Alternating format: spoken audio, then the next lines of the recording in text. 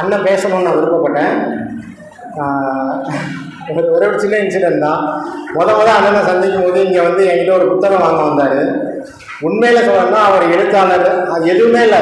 ஒருத்தவங்க நம்மளோட புக்கு வாங்க வந்திருக்காங்கன்னு சொல்லிட்டு நான் ஏதோ பெரிய மேதாவி மாதிரி நான் வார்த்தை பேசிக்கிட்டே இருந்தேன். அவர் ஒரு வார்த்தை கூட அவர் நினச்சிருந்தா ஏதாவது பேசியிருக்கலாம், இல்லை என்னை என்ன நினைச்சாருன்னே தெரியல. அவரும் அன்பாக நடந்துக்கிட்டாரு. கொஞ்ச நாள் கழிச்சு அவர் கூட பழகி இப்போ நாங்கள் 2 பேரும் செம்ம க்ளோஸ் ஆகிட்டோம். அங்கேருந்து கற்றுக்கிட்ட ஒரு குவாலிட்டி தான், உனக்கு எதில் ஏதாவது என்ன பேசிட்டு இருந்தாலும் ஃபஸ்ட்டு கேளு அப்படின்னு சொல்லிட்டு நான் அதுலேருந்து கேட்க ஆரம்பித்தேனே. ரொம்ப நன்றி. இவங்க உங்கள் வகையில் கேட்குறது ரொம்ப சந்தோஷம். என்னை ஆராய்ச்சி பொதுவாக எழுதுவது அன்னை தமிழுக்கு தலை வணக்கம். படிப்பு என்ன தரும்? நம்ம கல்விதான் முதன்மை அப்படின்னு பேசிகிட்டு இருக்கிறோம். எங்கேயோ இருந்து நம்ம இன்றைக்கி இந்த அளவுக்கு கல்வியில் மேம்பட்டுருக்கிறோன்றது இன்றைக்கி ஸ்டாட்டிஸ்டிக்ஸ் முதற்கொண்டு சொல்லக்கூடிய ஒரு உண்மை. நம்ம தமிழ்நாடை பொறுத்த வரைக்கும் அதுதான் உண்மை. நமக்கு வெவ்வேறு கருத்துக்கள் இருந்தாலும் கல்வி நிலையை நாம் மேம்பட்டு தான் இருக்கிறோம் முன்னாடி இருந்த நிலைமைக்கு. அப்படி இருக்கும்போது கல்வி மட்டும், அந்த படிப்பு மட்டும் போதுமா, புத்தக படிப்பு மட்டும் போதுமா அப்படின்னு கேட்டால் அது மட்டும் படிப்பா அப்படின்னு கேட்டால் இல்லை. அதை தவிர படிக்கிறதுக்கு நிறைய இருக்குது. புத்தகம் மட்டும்தான் படிப்பா அப்படியும் இல்லை. உலகத்தை படிக்கணும், மாந்தர்களை படிக்கணும், நிறைய இருக்குது. எல்லா படிப்பும் நமக்கு என்ன தரும் அப்படின்றதுக்கு இங்கே இருக்கிறவங்க தான் எடுத்துக்காட்டு. என்னுடைய முன்னாள் மேலாளர் ஒருவர் சொல்லுவார், you have to influence and lead அப்படின்பார். நீ வந்து முன்மாதிரியாக இருந்து தான் ஒருத்தனை வழி நடத்தணும்.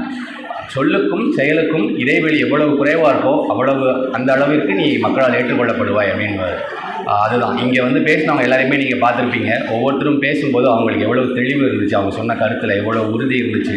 அந்த உறுதியும் தெளிவும் எளிதாக கிடைச்சிருமா அப்படின்னா கிடைக்காது. இன்றைக்கி வந்து முன்னாடி சொன்னாங்க, நம்ம 10 செகண்ட் வீடியோவை கூட இன்றைக்கி நம்ம பார்க்குறதுக்கு பொறுமை இல்லை அப்படின்னு. படிப்பு அந்த பொறுமையை தரும். முதல்ல படிப்பவன் பொறுமையோடு இருப்பான். பொறுமையோடு இருப்பவனுக்கு தனக்கு என்ன தேவைன்னு தெரியும். தனக்கு என்ன தேவைன்னு தெரிஞ்சவனுக்கு அதுக்கேற்றாக்கில் முடிவெடுக்க தெரியும்.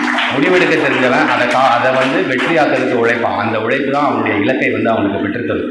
ஆக எங்கே தொடங்கணும்? பொறுமையில் தொடங்கணும். அது எங்கே கொண்டு வந்து நிறுத்தியிருக்கு? இலக்கை அடைதலில் கொண்டு வந்து நிறுத்தியிருக்கு. இதுக்கெல்லாம் முன்னாடி இந்த கனிஷ்டா சொன்ன மாதிரி தொடர் இயக்கம், கன்சிஸ்டன்சி இஸ் தி கீ அப்படின்னு சொல்லுவாங்க ஆங்கிலத்தில். ஆமாம், தொடர் இயக்கம் தான் என்றைக்குமே வந்து வெற்றியை தரும். நீங்கள் ஒரு நாள் அதுக்கு ஒரு நல்ல எடுத்துக்காட்டாக உடற்பயிற்சியை சொல்லுவாங்க. உடற்பயிற்சி வந்து நீங்கள் என்றைக்கோ ஒரு நாள் செஞ்சுட்டு அடுத்த நாள் எனக்கு இதுக்கான விளைவு வேணும் அப்படின்னா கிடைக்காது. தொடர்ந்து நீங்கள் உழைச்சிக்கிட்டே இருக்கணும். அதுக்கான நேரத்தையும் உழைப்பையும் போட்டுக்கிட்டே இருந்தால் தான் உடற்பயிற்சி வந்து உங்கள் உடலில் தெரிய ஆரம்பிக்கும். அந்த மாதிரி ஒரு தொடர் இயக்கம், தொடர் ஓட்டம் குமிழ்முனைக்கு வந்து இருந்துக்கிட்டே இருக்குது. எனக்கு முதல்ல குமிழ்முனை எப்படி தெரியும் அப்படின்னா, தம்பி இன்ப பிரபஞ்சம் ஒரு பையன் வந்து ஆதித்த கரிகாலன் புத்தகம் போட்டிருந்தான்.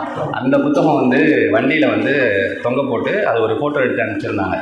அவர் தான் எனக்கு ஃபஸ்ட்டு சொன்னான், அந்த மாதிரி என்ன ஒன்று தூத்துக்குடியில் இப்படி ஒரு வண்டி இருக்குது அப்படின்னு. ஆமாப்பா தெரியும், அதில் வந்து நம்ம புத்தகம் போட்டிருக்காங்க அப்படின்னு சொன்னது. அதுக்கப்புறம் நான் கொஞ்சம் நெருக்கமாக பின்தொடர ஆரம்பித்தேன், என்னென்ன பண்ணுறாங்க அப்படின்னு பார்க்கும்போது அந்த இயக்கம் எங்கேயுமே வந்து தடைபடவே இல்லை. இன்றைக்கி ஓராண்டில் வந்து நிற்கிது. இந்த ஓராண்டுன்றது வந்து இன்றைக்கி இங்கே வந்து நமக்கு அது ஒரு பெரிய வந்து நிகழ்வாக நம்ம பண்ணுறோம்.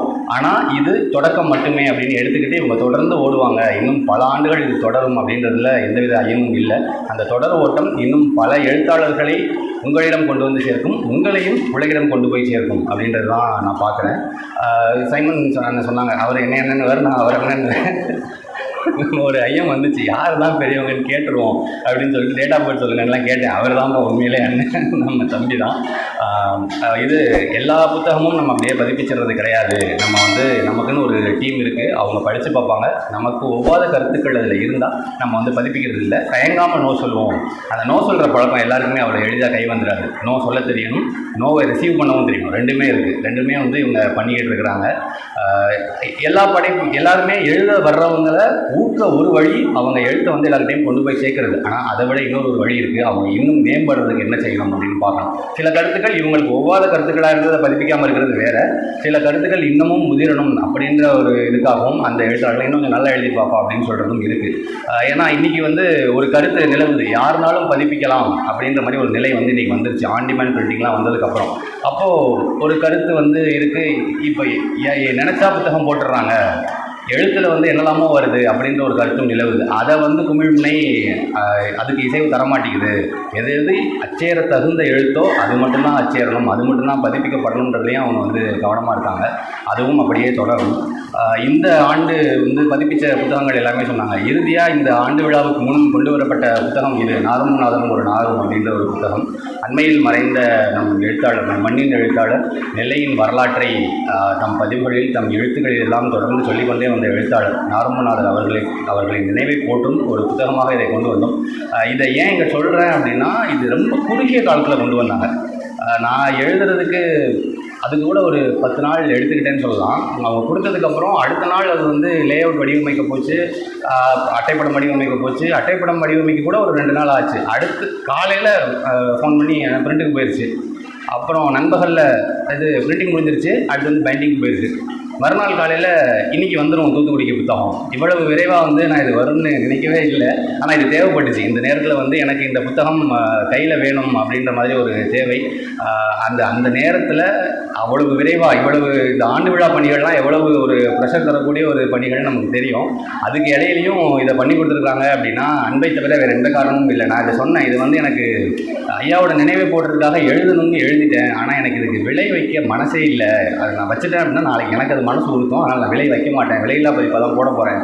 அடுத்த நொடியே வந்து சைமன் சொன்னது, ஆமாம் பதிப்பகமும் ஐயாவுக்கு ஏதாவது பண்ணுன மாதிரி இருக்கட்டும், நம்ம கண்டிப்பாக இதை பண்ணுவோம் அப்படின்னு சொல்லி அதே மூச்சோட விரைவாக இதை கொண்டு வந்தாங்க. அதுக்கு அன்பும் நன்றியும். தொடர்ந்து இந்த இயக்கம் தொடர்ந்து நடைபெற்று கொண்டே இருக்கணும். பல்லாண்டுகள் கழித்து இதே மாதிரி ஒவ்வொரு ஆண்டும் ஆண்டு விழா நடக்கணும். அதற்கு இன்னும் பல எழுத்தாளர்கள் வருகை தந்து வரவேற்பை தரணும்னு கேட்டுக்கிறேன். நன்றி, வணக்கம். நற்றுணையாவது நாம் தமிழ். உங்களுக்காக தான் வெயிட் பண்ணிட்டு இருக்கேன். கற்க கசடற கற்பவை கற்றபின் நிற்க அதற்கு தக. இத நான் சொல்லல, யார் சொன்னாலும் உங்களுக்கே தெரியும். உங்களுக்கு தெரியுமான்னு முதல்ல சொல்லுங்க. யார் அவன்? யார் அவன் ராஸ்கல்?